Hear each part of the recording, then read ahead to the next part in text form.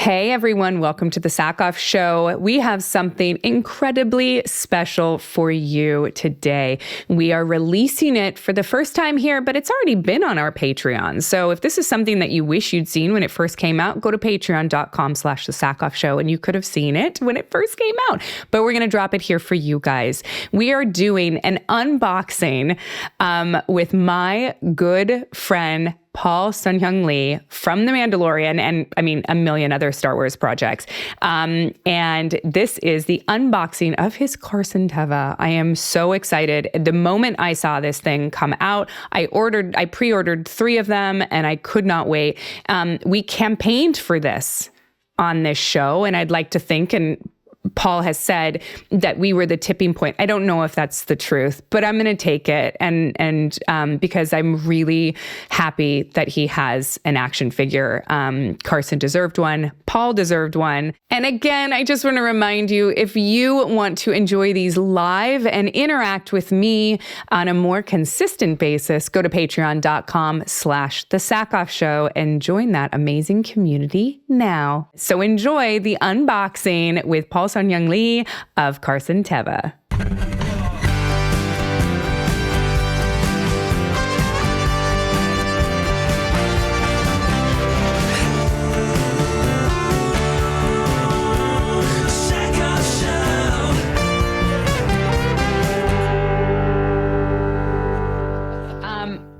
Paul, thank you for doing this. Thank you for always doing this. Oh, how could I say no to you? Are you kidding? No. I have to apologize because I've got a cold, and so my voice is a bit right now. Is it a cold or is it like screaming? No, it's a cold. It's a final parting gift for my time in Vancouver, shooting a series out there. I just got wrapped on a show and came home, and hey, I got sick. So. Oh my God. You know, our family, it's going around. We went to Disney World and left with the parting gift of COVID. And then got rid of that, and then somehow ended up with the stomach flu, which the whole family got. But we all got one day after each other. So it was like one person, then it went to the next person. So at least we didn't all have it. I mean, Grandma had it at the same time as Ginny, which was not fun. So, but anyway, I'm sorry you feel sick. It's going around. Everyone has something right now, I think. Mm-hmm. Yeah. But we wanted to, so I was just the other day, and I don't know if you remember this, Paul, but we did a campaign for you to finally get an action figure.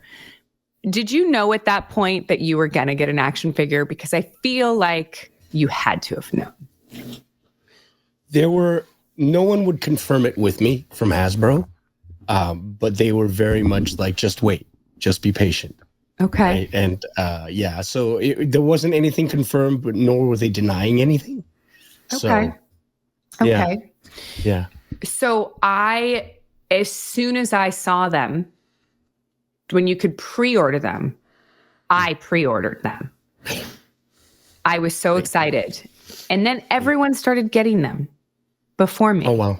And I was like, where are my action figures? And then a box arrived, and I'd forgotten that I even ordered them at that point, because I thought maybe I inadvertently didn't order them, and I thought I did. And so this box arrived. Okay. And I was just going to open it. And then Jeff said to me, "How dare you?" It's quite dramatic. It was pretty dramatic, Jeff. I'm not going to lie. It was like, you were like, "Stop." Because I was just ready to rip it open. I think my reaction was more so like, excited. Yeah, we should wait. I mean, maybe it was a little bit like that. But in my head, it was, you jumped through the screen and said, "We should call Paul." You were just so eager that I had to rip it from your hands, metaphorically. Yeah. So I just wanted to open this with you because I want you to walk me through this. And because I feel like we've been on this journey with you too, right? We have been. Yeah. What's the new series you're working on, though? Can you tell us? I just wrapped on Avatar: The Last Airbender season 3. Amazing. For Netflix, yeah. So they're near the end game there, and it's been a long been 4 years of my life on the show, from season 1 to season 3. And it's quite an accomplishment. You feel like at the end of something that long, it's bittersweet. And you feel like you've run a marathon. You know, you're exhausted, you're tired, and you think, there's a part of you that thinks, never again. I don't want to do that again.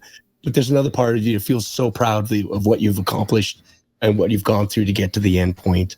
And, you know, for people who run marathons, there's always that was actually kind of fun. I'd do that again. So. Yeah. Yeah.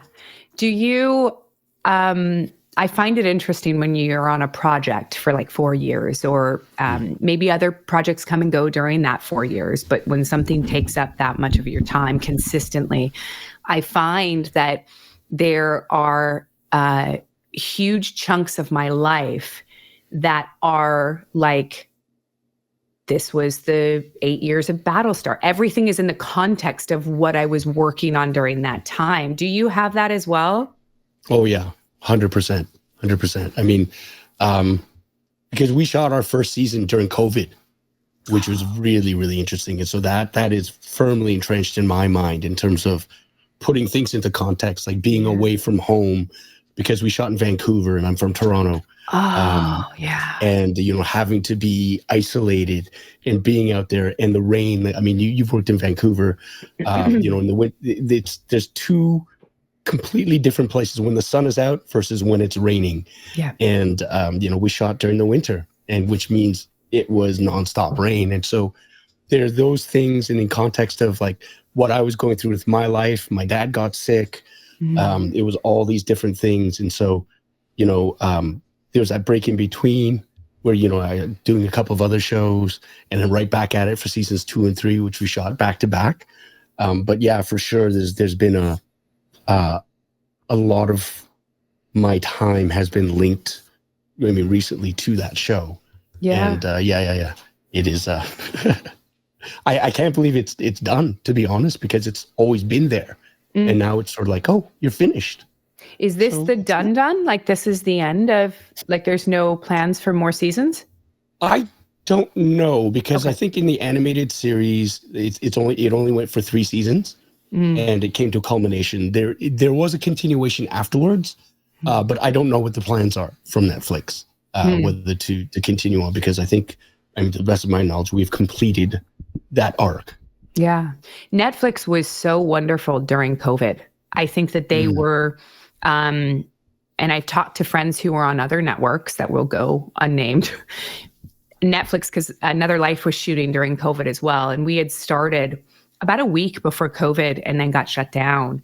They continued to pay the entire crew and cast on schedule the entire time. And from what I understand, very few, if not any other studios chose to do that. And they did that, I think, with most of their Go shows. Now, you did go back to work after that and not get paid for, 4 months or whatever, but it didn't matter because they kept you, employed basically. And it was really wonderful for so many people, especially the crew at that time. Yeah, that's a lifeline for sure. It was. Yeah. Okay, so are you in The Mandalorian and Grogu? No.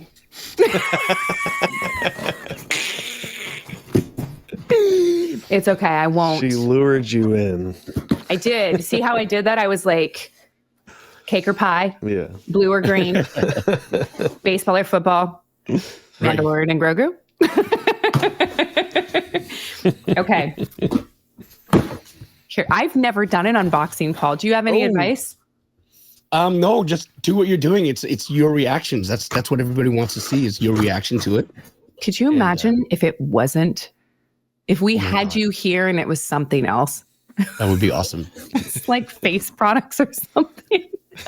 Or they send you the wrong figure. It just turns out this is a sponsored Greedo has piece. arrived. They did. It's my 25th bo-katan that I've purchased. Yeah, before we got on, Paul pointed something out, Katee, that you've never given me a bo-katan figure. I'm hoarding them in case they never make them again, Jeff. It's true. You're waiting for me to give you a good offer, I guess. You know what I found the other day that I am going to send to you, Jeff? It is a Picard from Star Trek Next Generation. Okay. That somebody gave me. I don't know why I have this action figure, but I do. And you're a big Next Gen fan, right? Yes. I wonder if it's an action figure. I have a friend who used to work for a toy company, and she designed a bunch of TNG action figures. It was for Super 7. I don't know if you're familiar with them. Paul, you may have heard of them. They made a whole line of TNG action figures that my friend Nomi designed, and she gave me a bunch of them, but I don't think I have Picard, actually. So, Paul, I actually think I lied to you earlier when I told you off camera that I didn't have any action figures. Okay. But I don't I have love that them. you said, I think I lied. I definitely lied. I accidentally lied to you. Is what I mean. You've forgotten. Yes, but they were given to me. My friend designed them, and they were given to me. So I wonder if the Picard one you have is part of that line. We'll soon find out. I'll send it to you for Christmas. Yeah. Okay, Paul. So I'm going to tell you what's happening here. All right. I ordered 3. Hey. Nice. So here we go.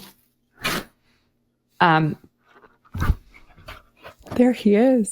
Yay. Look at him, all 3 of them. Because I wanted to open one. Yes. That's the rule, right? Right? One to unbox, one to open, one to get signed, and one to keep pristine. Right. There you go. So can you tell us about this at all? Like what the, like, is this the way he's always looked? Like, where was the inspiration for this guy? Where'd he come from? I'm just gonna, I have a box that I ordered. He's got more than you, Katie. I got a few of these. As you should. I'm gonna hold this up. So this is from the vintage collection, this 3.75 inch action figure, because they have 2 sizes. Black Series, which is 6 inches. This is 3.75, which is like considered a legacy size, because that's the original action figures came in this size. Okay. This particular look is from season 3 of The Mandalorian, because Carson Teva is wearing his leather bomber jacket. Mm-hmm. These jackets became very, very popular for fans of the show, because all the pilots, when they were shown for the first time on Adelphi, they basically all had different style leather jackets. And so, yeah, the one that Shauna Tripsick actually designed for me and created was stunning. And a lot of people really, really like that, love that look, and have been emulating the idea that pilots have these jackets. So that's the look. This is a newly molded and cast figure, which means they didn't reuse any of the other parts. And that's a big deal. Stop it, Paul. Yeah, this is all brand new. They didn't reuse any arms or legs or torso. Really? Yeah, that's a huge thing. It is. Because, you know, my characters, he's not like gigantic, but he's not super thin like some of the other action figure characters. So they actually molded one that's actually close to my body type, which is really flattering. It's awesome. And the jacket itself, it's really cool when you open it, because the main part of the body is actually flexible. And the arms, however, are molded with the arm sleeves. I'm secretly holding out that they will release another version of Carson Teva with his X-Wing and his R2 unit, so that, you know, they have the big box set or whatever. Well, that would be amazing. Have the body. Because you should be able to play with if you're going to open your action figure, you want to play with it and pose it. So many people do the photography with their action figures. I've seen some stunning examples already online. There's some great photographers out there who have had him. It's an amazing posable figure too. The articulation on it. There's so many different points to it. The head sculpt is great. The helmet fits wonderfully. He comes with his A280 blaster on it, and this is like, I'm over the moon. This is something that I've been sort of. I never thought. Even thought it was a possibility when I was a kid. I never wanted to be an action figure. But then when somebody said to me, it's like, are you going to get an action figure? That kind of planted the seed. And then when it took 5 years for them to finally make one, it was, I'm literally beside myself. I can't imagine. I'm going to open this because I want to hear what you're talking about. I love that the action figures as well come with like a bio on the back, and they tell you all about the character, and it's oh, look at him all posed on the back looking all tough. Yeah. I wonder who does the actual photography for Hasbro. Like the posed figures? The posed figures. Yeah, I don't know, but they've really stepped up their game over the last year or so. I've noticed in terms of their marketing, the dynamicism of the way the figures are posed has been great in the way they photograph them. Because, you know, before it used to be just the figures standing there, and now they've got them in a variety of different looks. And it looks so much fun. Like they make you want to play with the action figures are posed. They do. Well, I think they had to step up their game because the incredibly talented fans that do this were putting them to shame. Oh, yeah. And putting them in like action poses. Okay, so I've got the helmet out, which is super cute. And you're telling me I can put it on him? Oh, yeah.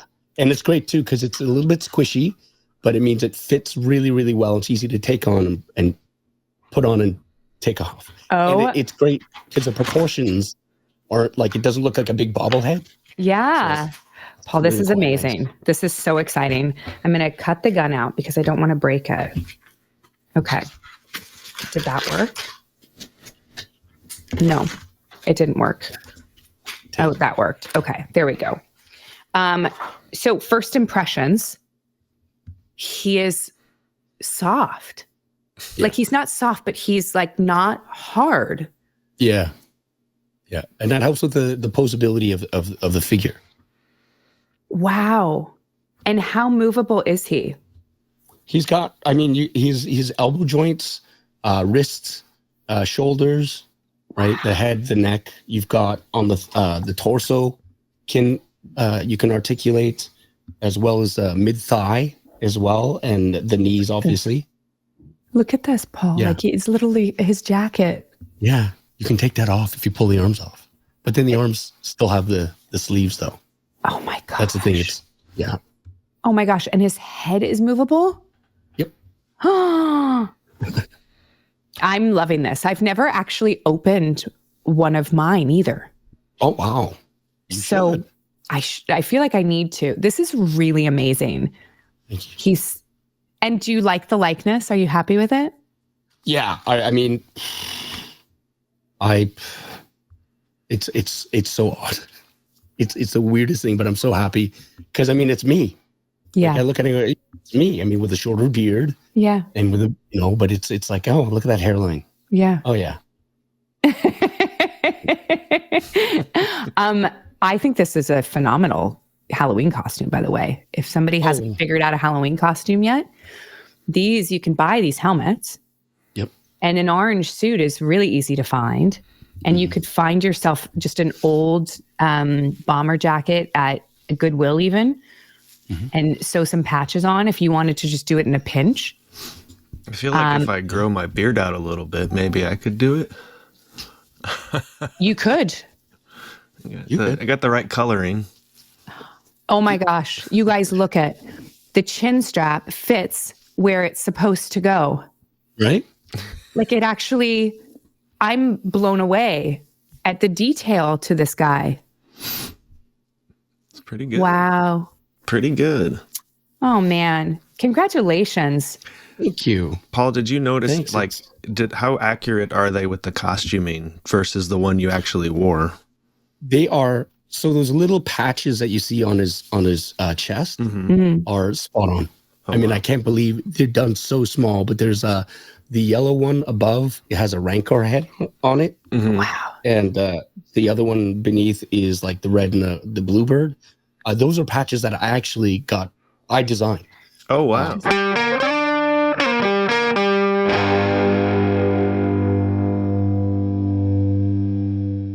This episode is brought to you by Rula. You know those moments when life just feels heavier than it should? especially going into the holidays. I know so many people that feel this. Maybe work stress is piling up and your patience is thin. You're carrying more than you can admit out loud, and we're running in a million different directions. Yeah, we've all been there, and Rula says that they can help you with that. They make therapy simple. You've heard me talk about it on this show. I think that therapy is really, really important. It should be as important as taking care of our physical body. That's where Rula comes in. They make therapy simple, affordable, and fast. They work with most major insurance plans, and the average session copay is just $15. That's basically the cost of lunch, but instead of a sandwich, you're investing in your headspace. Rula is online. They give you access to thousands of therapists, and they find the right one for you. And they don't just leave you hanging afterwards. They check in. All their therapists are licensed and vetted, and you know that you're talking to someone legit who can help you whenever you are available and you have time. This is really important for, I find, the men in my life, talking to somebody that they can just be open and honest with, that there's no judgment, seems to be really important to them. And things like Rula really help because it's in your own home, it's very private, and they make it easy. Thousands of guys have already used Rula to finally get the care that they need. Don't keep putting it off. Go to rula.com/Sackhoff and get started today. That's RULA.com/Sackhoff. Take the first step to get connected and take control of your mental health. This episode is brought to you by Warby Parker. We've all been there. You go to the eye doctor, you get an eye exam, then you choose from a limited pair of glasses they have in store, and then you overpay for them. I did it. I don't do it anymore. Warby Parker changed all of that. And I used them before they became a sponsor of the show, so you can believe me when I tell you that all of my glasses are Warby Parker, and I love them. They design all of their frames in-house, and they have just gorgeous glasses. They offer everything you need for happier eyes: eyeglasses, sunglasses, contact lenses, and eye exams. You can shop with them online, which I love. They've got this virtual thing where you can try on all the glasses with a picture of your face. It's so cool. And they've got over 300 retail locations across the US and Canada where you can be styled by one of their friendly experts if you'd rather do that. Their glasses start at $95 and include prescription lenses with anti-reflective, scratch-resistant coatings. And their exams are $85. And then you can add a pair and save 15%. It's just wonderful. I really do stand by this product. Warby Parker has over 300 plus locations to help you find your next pair of glasses. You can also head over to warbyparker.com/Sackhoff right now to try on any pair virtually. That's warbyparker.com/Sackhoff, warbyparker.com/Sackhoff.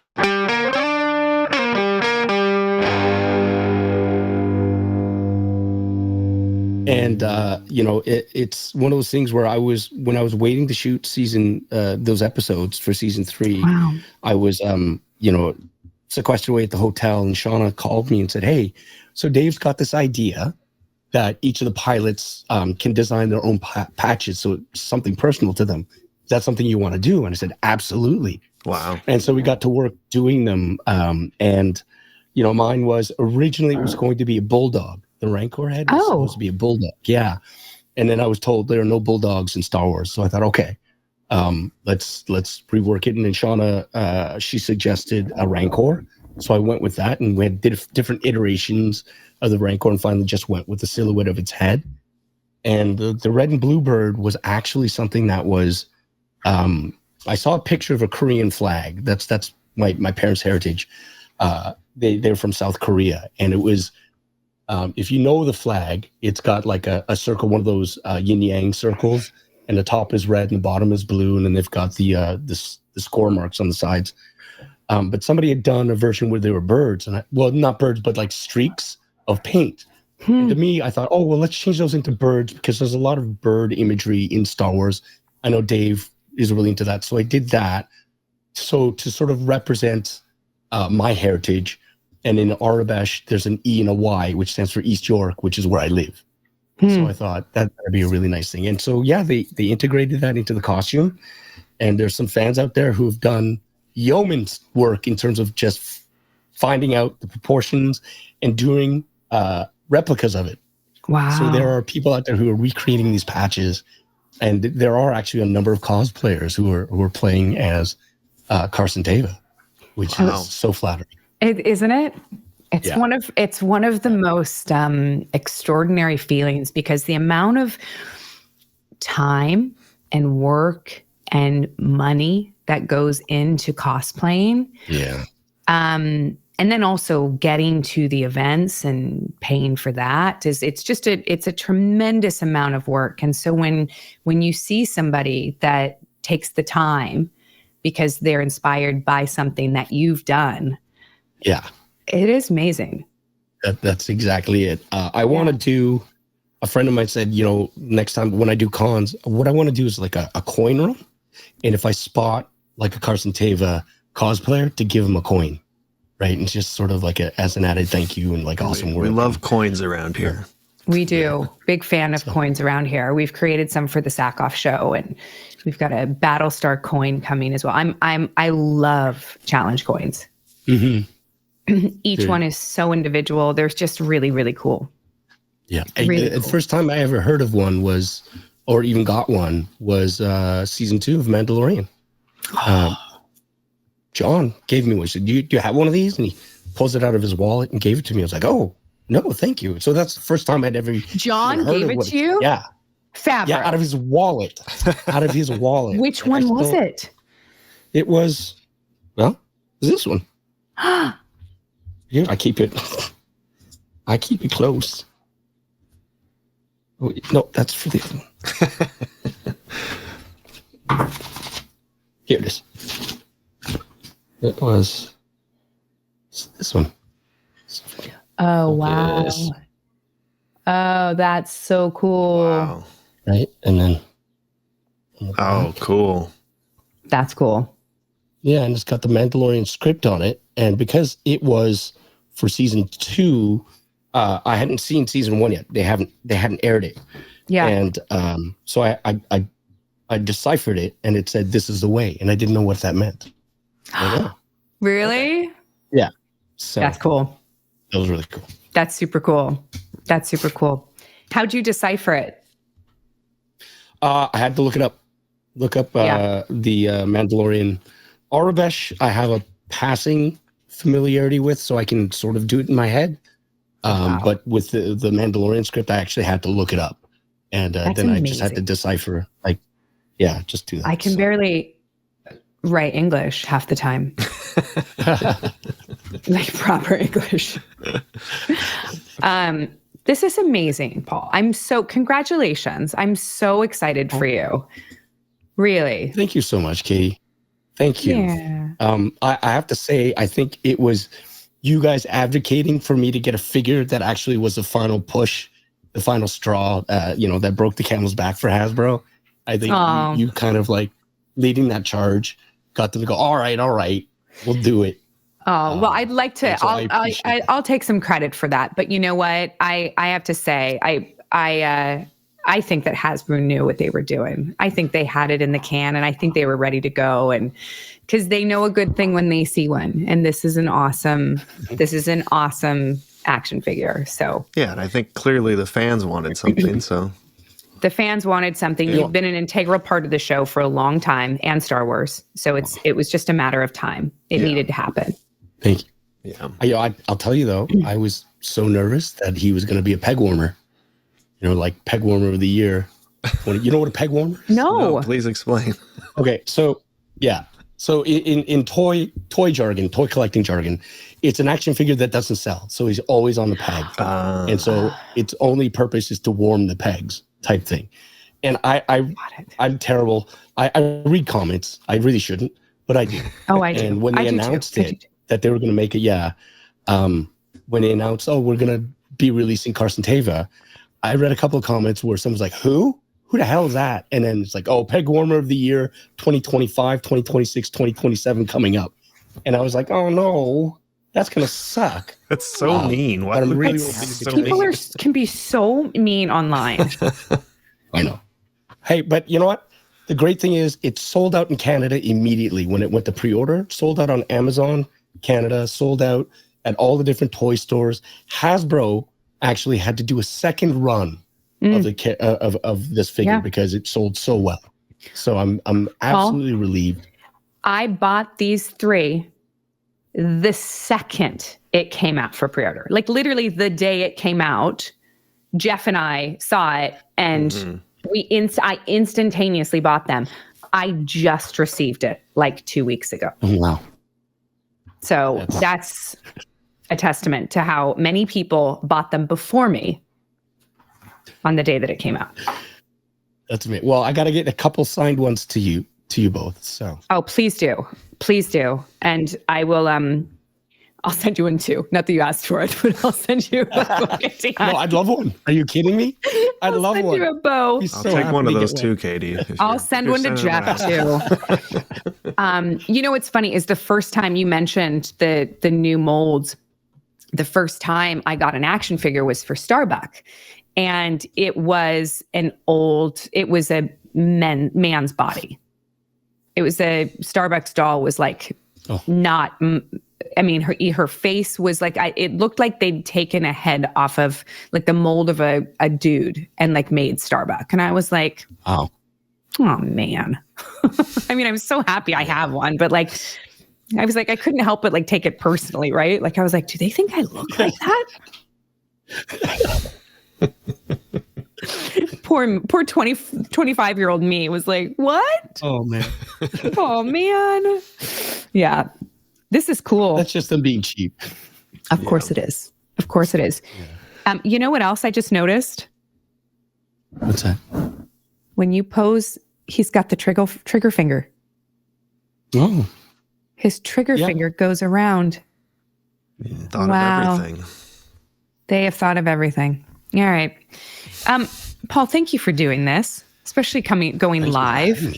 Yeah. This is so cool. Paul, do you have a second for a few questions or from our fans? Sure. Oh, 100%. Okay. Jeff, do you see them? I got them up here, yeah.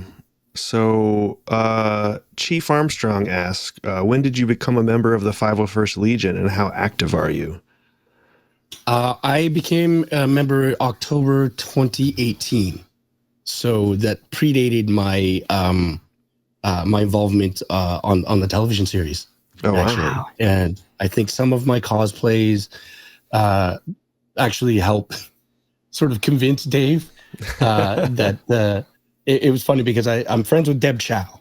And she ran, like, she popped up in front of me at a function in LA and told me about what was going on. I was like, oh my God. So I showed her pictures of me in cosplay and she sent them to Dave and he was like, wow, he could just show up to work. So that was pretty cool. I'm not as active trooping as much as I used to, just because it turns into a bit of a gong show when I show up. And so what I try to do is whenever I'm at a con, there's always a branch or a group of the 501st that's representing there. I always try to go to wherever they're set up, you know, and post for pictures with them and help them raise money. Or I also donate some of the stuff, like some autographs and whatnot, to help them raise money for whatever charity that they're representing. Yeah. Cool. Well, they do a lot of work. I think that people outside of the con community don't know the 501st and different branches of the 501st raise so much money for charity. Mm-hmm. Yeah. And that's the sole purpose, is to raise money for these charities. Yeah. Absolutely. Let's see, one more here. Miriam wants to know if either of you would ever want to play a vampire. She's in the chat right now too, so. Have you ever played a vampire or anything like that, Paul? No, but I'd love to. There was a series called What We Do in the Shadows. Yes. Oh, I love that show. And if it's that kind of a vampire, 100,000,000% I would love to do that, because that show rocked. Yes, 100%. I agree. What We Do in the Shadows was absolutely brilliant. Yeah, I watched the whole series, and then Allison, my girlfriend, hadn't watched it, and I was just like, I'll start it over again and watch it with you again. So it was so good. Nice. It's so good. The last episode was a joy. It's such a a bittersweet joy, though, because I didn't want it to be over. Yeah, it was super. My answer is no, Paul, to this one. I actually turned down a role on, it's been so many years. I don't know if I turned it down or if I turned down the opportunity to go in and take a meeting. I don't remember what it was actually, but for True Blood, to play a werewolf, because werewolves only come out at night. Yeah, you've talked about this. As do vampires, unless you're in Twilight. And I don't like night shoots. Yeah. Oh God, who does? Yeah. Yeah. That is a factor. Call. Especially the older I get. Yeah, I don't know. I mean, there's no part of me that wants to like go through makeup, like have a call time of like 2:00 in the afternoon or noon and go through makeup and hair to shoot all night long and then go home at 6 a.m. I just don't want to do that. I never even considered that. Oh my God, you're right. Yeah. If you had to play, if either of you had to play any kind of like movie monster, what would it be then? If it's not a vampire or a werewolf? Movie monster. I mean, you kind of have played a movie monster, Katee, in like Oculus, which we just watched, and everybody, that's our episode's coming out tomorrow where we watched Oculus together. Sort of a demonic possessed person you play. That's fun to play. Yeah. Like in a horror movie, playing like a zombie or like, they come out at night too. You know, zombies can be in the daytime. They can, right? Yeah. I mean, so they're like scarier at something night. That's crazy is fun. Yeah. Playing nuts is really fun. Paul, have you ever done a horror movie or any horror?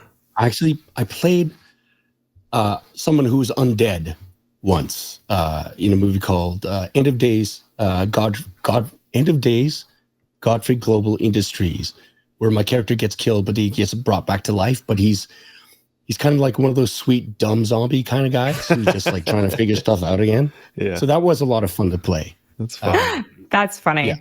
That's funny. What about a witch or a wizard? Have you ever played a witch or a wizard? No. Me either. I feel like you've got wizard vibes. You could do a wizard. It's the beard, right? Yeah, it's the beard.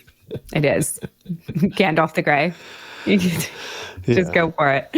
I don't want to take up any more of your time. You are sick. You just wrapped. I know that. Thank you so much for joining us, Paul, and for bringing this beautiful character to life. You're a joy, and we love you here. Yeah, thanks, Paul. Katee, you want to stay on for a minute, just the two of us? Of course. Yeah. Of course. Thanks, Paul. But thank you, Paul. Thanks for having me on. Always. Anything for you, Katee. Jeff, always a pleasure chatting with you. You too. I will get these figures to you. I will Oh my gosh. with I love much it. joy. I send them great. to you. Thank you so much. And go Toronto as a American who is a shuffleball change away from their permanent residency and Canadian card. There you go. Married to a Canadian. We are go Blue Jays. As someone who doesn't care about baseball, I'm happy for you. Thanks, guys. Thanks, Bye. Paul. Bye. Bye. All right. I couldn't love him more. Yeah. Every time I have spent any time with Paul, I just become an even bigger fan of Paul.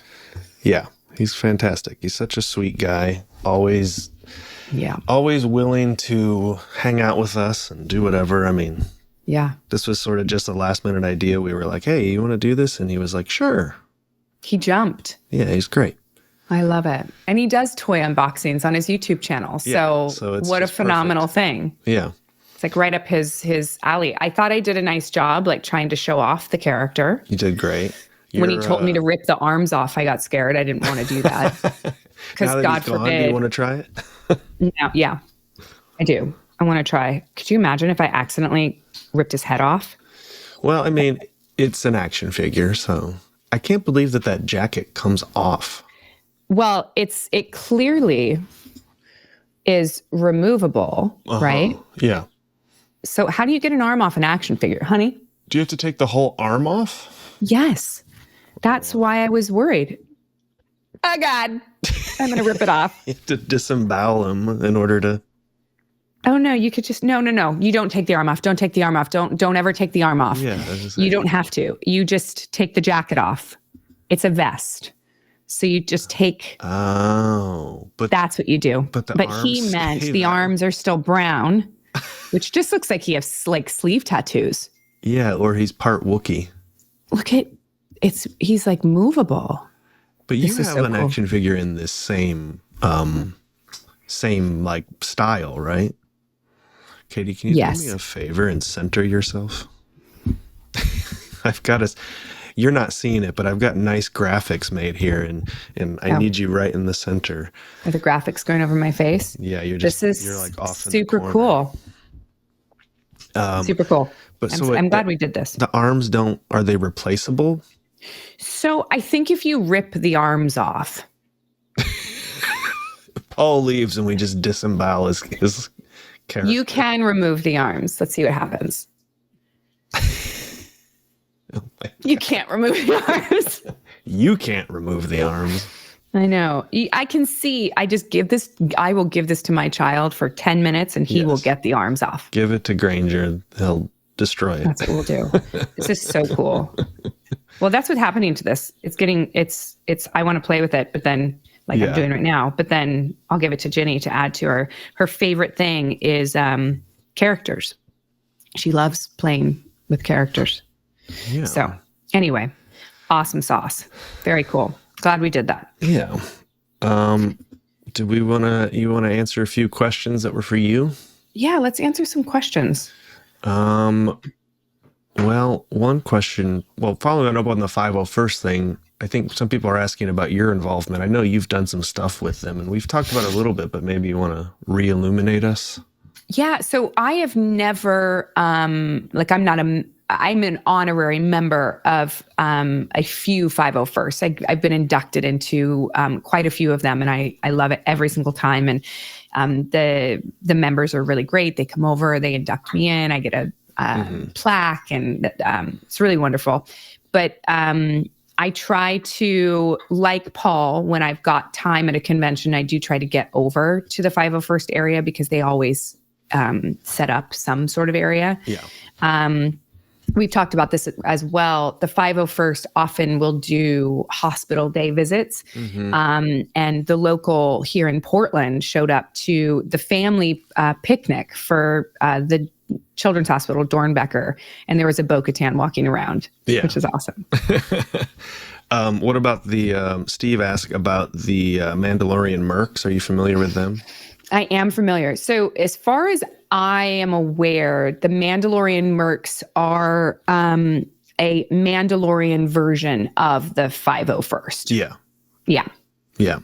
Yeah. I'm not familiar with them. I've only heard of the 501st. Oh, sorry. Thank you for Steve. Just then you corrected me, Steve. So it wasn't the 501st that came to Dornbecker. It was the local chapter of the Mandalorian Mercs. There you go. There you go. Let's see here. We've had a lot of just AMA ones from the past that we haven't gotten to. We do. We have, so this week is Halloween. We've got our Oculus episode coming out tomorrow.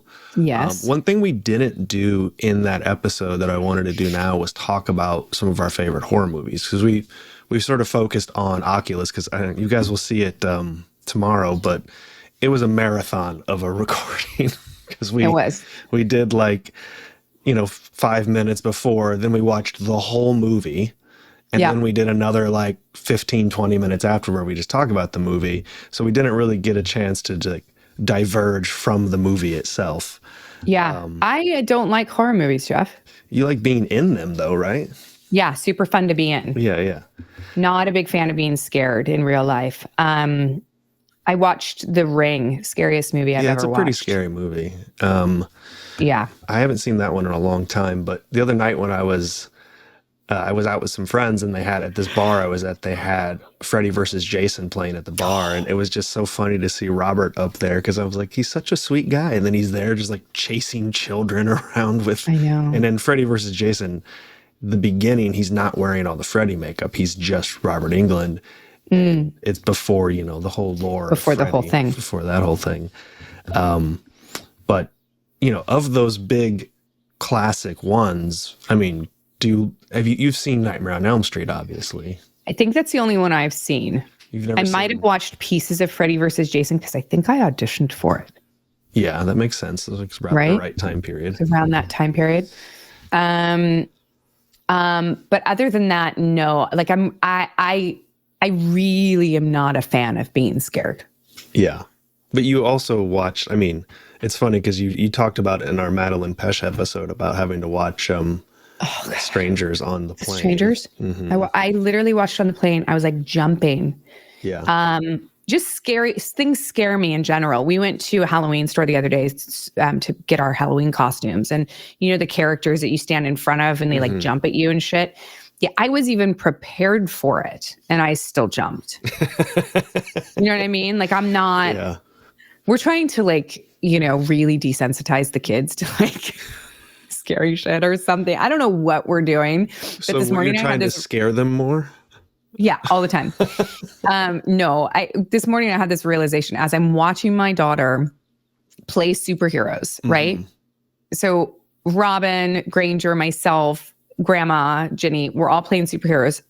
Ginny, and we do this thing, it's very fun, where your character's power, you can do battles. Sort of like what I would imagine a wizard battle looks like for people cosplaying like Harry Potter characters or something, where you just so I play Poison Ivy all the time. And so my power is I just blow Ivy all the time. And I'm like, Ivy, Ivy, Ivy, Ivy. And she's like, deflect, deflect, like cut. And then this morning I was like, I'm poisonous nightshade. And she was like, force field, can't get in. But I was looking at her face when I was like, I am going to control all this seaweed and make a tidal wave of water coming toward you. And she goes, extend force field. I was like watching her do this. And I'm like, if we didn't want to create it like an actress, we're doing it all wrong. Right. Like she is so committed to characters. I mean, that's the great kids. My niece is like that too. It's like no matter what you can come up with, they're like, no, that's this. I have extra double force field. And you're like, okay. I know. Ginny's very much like that. Like it does not matter what you can come up with. Her character always outsmarts you. Yeah. Yeah. Well, and it's really fun. We have such a fun time playing. It's exhausting. It's fun. Sure. You were doing that this morning? Yeah, Jeff, I've been awake since 5:15. Yeah, my day I was barely awake before we started this. I'm so jealous. Like I want you to have a child, even on accident. Oh, thank you. Just so you know what it's like. I'm good. I'm good. I think I'm gonna. I've got a dog that has been sick and is doing better now, and that's about the most I can handle. Yeah, it's a lot. Look, if a dog wakes you up in the middle of the night because they have to go outside to go to the bathroom or vomit, it's also not fun. No, I get that. I've gotten the habit the last week of just automatically waking up every 4 hours to check to make sure if she doesn't have to go outside or not. Yeah. Yeah. I get that. But she doesn't have as much of an imagination as Jenny, though. No. And she also can't scream no at you in the middle of the night like Granger when he was sick. Yeah. No. Yeah. No. Yeah, my dog just she just is like, she's like, yeah, okay, we'll go outside. Even if she doesn't have to go, she's like, whatever, we'll go. We have these washable pee-pee pads that we had for incontinent adults. So they're large size that they use in the beds. And I got them to stop using so many disposable pee-pee pads when our dog Nellie Bean was incontinent toward the end of her life. And you would just rotate them because she would inevitably go to the bathroom inside. And so now in the middle of the night when Vargas has diarrhea, because Vargas, my dog, has terrible colitis and it'll come out of nowhere and you can't get him outside fast enough. Like it's not possible. It's like, you got to go this moment when he's that bad. And so I just put them on the floor in the bathroom and he walks into the bathroom, goes to the bathroom and then goes straight back to his bed. Yeah, I've been thinking about getting some of those because we've had a couple accidents in the house, but it's really it's not because she's old, because she's not that old. It's more just we found out she ingested parasitic eggs from eating some other dog's feces, we think. So she's been on antibiotics and all this stuff, and she's getting better, but it was now I bought her like a little soft muzzle. So when we go on walks now, she has to wear a muzzle because she can't eat. I was just going to tell you that I've seen people who have to muzzle their dogs so they don't eat dog poop and cat poop on walks. That's where we're at. That's where we're at. Because she just, your dog's like part pit, right? She's full pit. So I feel like this is like a pit bull thing. It might be. And she's also, we always say she's a street dog because we rescued her and she's got all kinds of like scars and stuff on her. So we don't really know where she came from. And I think she's just eating shit on the street. That's how she stayed alive. She's got like a survivalist mentality, even though she could get great food anytime she wants now. We have one of those. That's what Happy does. Yeah. Yeah. So, I think he waits to eat. So he gets like fresh food. I think he waits to eat it till the end of the day when it's gone rancid, because it's not supposed to be out more than 2 hours, but inevitably we forget it out and like leave it there. That's when he wants it. Like at the end of the night where like the flies are like, oh, perfect. He's like, mine. Yep. Yeah. Dogs. We strayed from horror movies. I feel like we should say... Robin's a big fan of horror movies. Well, one of my favorite movies of all time is The Shining. That's a good movie. If maybe not my top, one of my... it's hard to pick a very top favorite film of all time, but it's definitely up there in my top 5. What's your favorite Stephen King novel? I'm a big fan of 11/22/63. Don't know what that is. It's the one about the guy who goes back in time to try to stop the Kennedy assassination. Oh shit, that's a thing?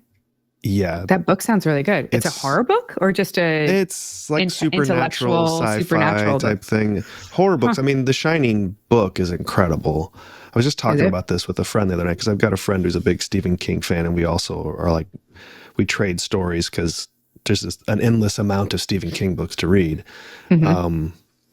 But I think The Stand, I love all the classic ones. The Stand is incredible. I've only ever read The Long Walk. That's the one I haven't read. Are you going to see the movie? Phenomenal. I'm so excited for the movie. Yeah, I was thinking of going to see it, but I haven't read the book, but that doesn't matter.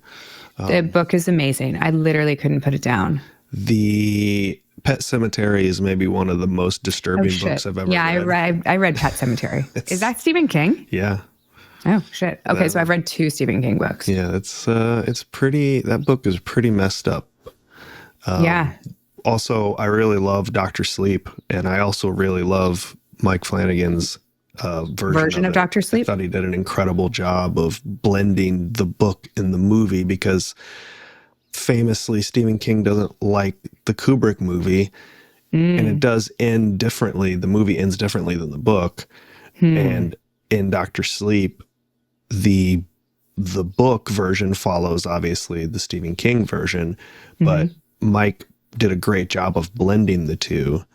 And I wonder what Stephen King thought about it. I mean, he must have been fine with it because he's still friendly with Mike. So still giving him the opportunity to remake his stuff. So Mike is so good at adapting King books. Yeah. And I think it comes down to well, I think it's so many different things, but I think that it starts with just a tremendous amount of respect for what Stephen King has already written and who he is. And I think that that's the start of creating a really phenomenal adaptation. Yeah. Yeah. I think Stephen King gets a lot. I mean, I think it's better now, but I feel like he used to get a lot of... People would dismiss Stephen King a lot because he churns out so much work that people were like, oh, it's got to be trash, you know? But then you actually read Stephen King and you're like, most of the reason his books are so long is because he puts so much work into character development. Like most of what you're reading is just background on characters, which just gives you so much more in the story. So Yeah, I'm excited to see what he does with Carrie. They just finished shooting last week, so Okay. Well, she's in the can. season 1 in the can. Yeah, we'll see. Well, I'm gonna give about 10 more minutes here. Yeah, let's do some more AMA questions. Are there any more there? See here. Oh shoot! What did I do? What did I do, Jeff? There you are. Joe says, are either of you Seattle Mariner fans, as it looks like after last night's win? Oh, no, this is an out-of-date question. I'm sorry. They did not make it to the World Series, They did not make it. They did not make it. We were very disappointed. Joel McHale was very disappointed. Yeah. So we'll see. Yeah. Sorry. We've us Pacific Northwest fans have been craving a good team for a while. I mean, not that they're not good. The Mariners are great, obviously, and the Seahawks and the Blazers have all had some pretty phenomenal past seasons, but at the moment, we're really the Pacific Northwest is the team that's really excelled was the Mariners. So everybody was like, go. There's no team in Oregon, right? Blazers, the Trailblazers. That's a baseball There's team? soccer teams, I guess. Then there's a basketball team. That's the Blazers. There's no I think baseball there's team, soccer though, right? teams. There's no baseball team. No. Too small. Portland's a small team, but supposedly we're getting one. Or we're in the running for an expansion team or something like that. And they've got this design for a beautiful stadium. We'll see what happens because they're going to have to figure out how to stop wasting taxpayer dollars. People are dropping a few more mentions of Stephen King books in the. What's your favorite Stephen King book, Robin? Huge Dark Tower series. The Dark Tower series. Well, that's funny because we have a question. Because have you heard about how Mike is supposed to be working on a Dark Tower adaptation? This is like the whole. I don't know how familiar you are with the Dark Tower, but it's pretty familiar with like the concept of what the Dark Tower is. The books are incredible. I read them over COVID, and it was quite a journey. And it's been tried to be adapted many, many times. There was the movie with Matthew McConaughey and Idris Elba that didn't do super well. Yeah. Do you have to have read Stephen King's other books to read The Dark Tower? No. He does incorporate some things from other books, but it's not so specific that you need to know anything about it. Like the hardest thing about The Dark Tower is the first book, because it's very like, it's more of like poetic than it is a story. I mean, it is a story, but it's much more like the plot consists essentially of this guy tracking down the man in black who's just like walking across this desert wasteland, and he's just sort of like thinking and ruminating on thoughts and stuff. And it's very sort of like esoteric in that way. But once you get past that book, it's not a bad book. It's just, it's a vibe you have to be into, you know? And by vibe, do you mean like heavily on drugs? No, I just mean you got to be, I mean. Like, I'm not a reader, Jeff. Yeah. Can I listen to The Dark Tower on tape? That's how I did it.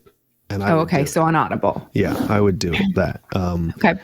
I've got like 50 Audible credits I need to use anyway. And once you get past the first book, the rest of the series is incredible. Okay. And maybe I'll put that on my Audible. And then ask Mike how the adaptation is going so we can pass that along too. I don't think that's been confirmed. I think it was sort of confirmed, but I don't know if I think confirmed in the sense of like, yeah, I would like to do that, or I don't know, let's look. Oh. Because I don't know anything about that.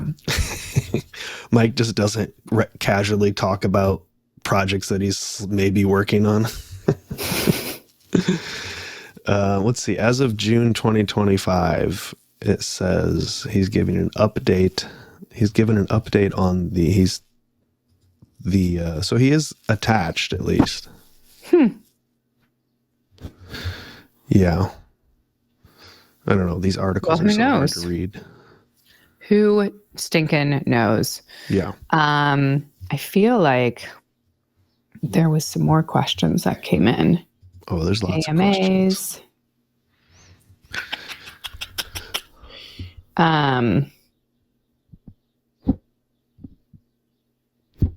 The people are mentioning Cujo in the chat. I've never seen Cujo or read Cujo. Have you seen that one? No, I don't want to be even more terrified of like certain dogs. Yeah. Yeah. Steve asks, so are we doing a BSG watch party? Eventually. Get ready for it. Get ready. It's going to be, which one's going to come first, the coins or the watch party? You guys reminded me, I'm going to follow up on the coins today. Yeah. They're just not in. Like, things are taking a long time to get here from overseas. Yeah. Yeah. There's a bit of a, the trade between our country and other countries is a bit difficult right now. Really? Why? I don't know. I'm not an economist. I don't have the foggiest clue why things would be difficult to get from other countries. But BSG watches is something that's in the works. And I think what you're going to see tomorrow with the Oculus thing is sort of a proof of concept of how that might work, and would love to know what you guys think of that. So Kate Naylor said, why did you go on Joe Rogan podcast? Just curious as to why you went on it from your own mouth. I mean, I think it's pretty obvious. Tell us. I think that Joe Rogan has a wide, vast reach. Mm-hmm. He's been doing this for a very long time. He's a fan of Battlestar Galactica. Mm-hmm. We have multiple friends in common because I have been in and around the MMA fight world for a while now. Yeah. So I've never met him. But we do have friends in common. And when the opportunity came up, I was incredibly aware of who his audience was, the reach that he had, and the opportunity that it gave me to talk about the things that I wanted to talk about and potentially reach people that I wouldn't otherwise have the opportunity to reach. Yeah. And so I really wanted to talk about the Give Kids a Chance Act. Mm-hmm. And you guys have heard me talk about that a few times. You also know that he has a direct relationship and contact with RFK, Elon mm-hmm. Musk, Donald Trump. People listen to him. These are people that matter when it comes to the Give Kids a Chance Act. So yeah. I thought that it was important to go on. How do you feel like it went? I think it went really well. I do. My main concern was that people would judge me going on without even listening to the interview. Mm-hmm. That was a big concern of mine. And the other concern was that I would get caught up in a discussion that could be argumentative in a sense mm-hmm. as well. That was a fear of mine. But like I said, we had so many friends in common. Or acquaintances in common that I knew that because Joe was a fan of my work, that it wouldn't go there. Yeah. And so I think it went well. It's 3 hours is a long time, Jeff. Yeah. We did 2 hours the other day. And we almost died. Yeah. 3 hours is a long time. The last 20 minutes of that interview, my eyesight went completely foggy. Did you get a bathroom break? No. No. And I'm so nervous, so I'm drinking water the whole time to like wet my whistle. Do you think that's a technique of his? No, I asked him afterwards and I said, how do you do that? Do you ever go to how do you hold it that long? And he said, I just timed this one perfectly. What does that mean? He doesn't time the other ones perfectly? I think normally he does probably take a break or his guests take a break. Yeah. Like he's had some older dudes on that show. Like you got to go to the bathroom a lot. Well, a lot of those dudes are probably wearing diapers, so. Oh, stop. No, I thought it went really well. I thought that I got to talk about what I wanted to talk about. Yeah. And I thought that we had some good discussions. And then I learned that praying mantises are also like the meanest killing machines in the world. Sure. Which I had no idea. I haven't watched it yet because I think they just posted the video. I don't know if I will watch it, but I saw that some of the headlines are about the AI discussion and your weight loss on Another Life and how that affected your body. Of course, TMZ picks that up. Of course, in a 3-hour interview where we talk about some really heavy shit. Yeah. TMZ talks about me losing my period because I lost so much weight for a character. So much more interesting than children losing their health care. Yeah. Yeah. Well, that's great. That's great. Yeah. So I'm glad that it worked, and I'm glad that I went on, and I had a really nice discussion. Yeah. I had a really nice discussion. It's good. Yeah. He was very, very friendly. That's nice. So you think you're gonna be a Joe Rogan fan now? I will never listen to a 3-hour podcast. I don't I have so many podcasts that I have to catch up on. I listen to too many podcasts, and a 3-hour podcast is not on my radar. Yeah. Well, I listen to them in 2 times, so it's an hour and a half. True. I feel like if I have he's had some guests on that I've been really interested in. Who did I listen to? Oh my God, brain fart. Jeremy Renner was on. Okay. And I was really intrigued by that interview. I wanted to listen to that because what he lived through was horrific. And I wanted to listen to him talk about that. So he's had some, Susan, what's her name? Susan Soderbergh. Susan, she's wrote a book all about cold exposure. She was on his podcast. I found that really interesting. Yeah. So he's got some interesting guests on. I mean, he's got 2,400 episodes.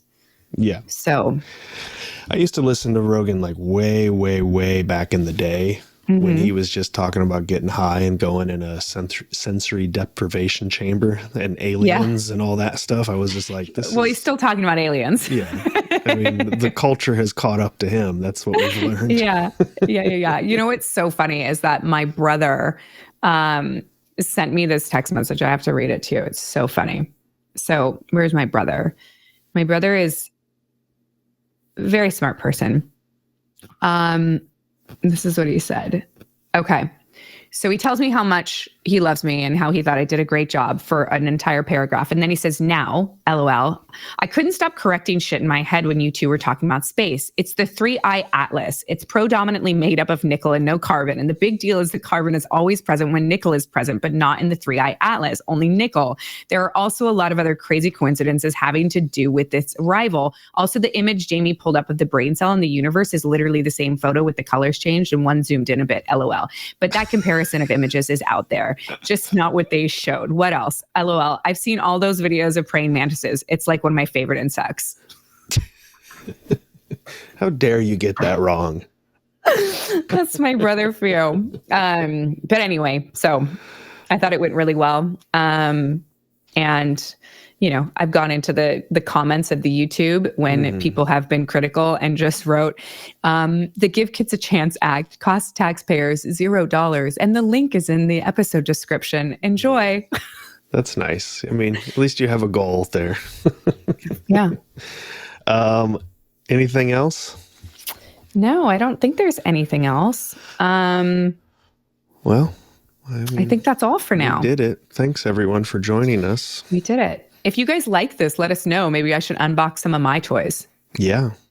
Or, we can just start an unboxing portion.